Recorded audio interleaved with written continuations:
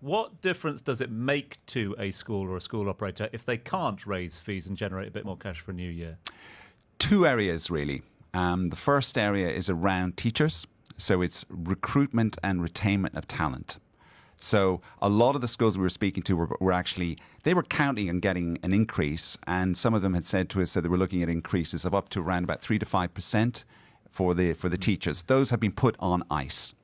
Now, if you look at it globally there is a teacher talent crunch. So UNESCO have pointed this out, and we're going to be very short of teachers over the next 10 to 12 years.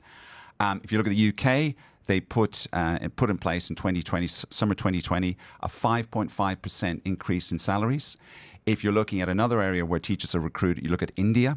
You're looking at salary increases of 10 to 15%, sometimes up to 50% to secure that talent. So we here are in that race for global talent. So whether or not the fees go up here, teachers have the opportunity to go elsewhere. To play devil's advocate on that one, James, it is teachers' pay is generally the first thing that we hear, isn't it, from school groups when we're talking about not being able to raise fees.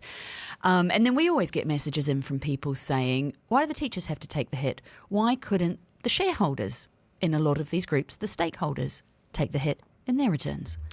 Well, I think you're going to have an opportunity in a few minutes to have a chat with Alan from Tulane from one of the school groups about that.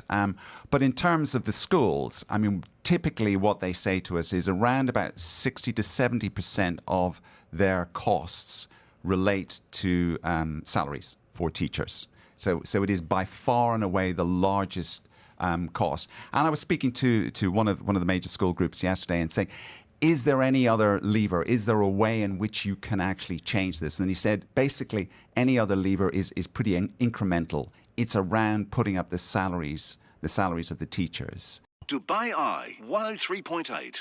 Join the conversation.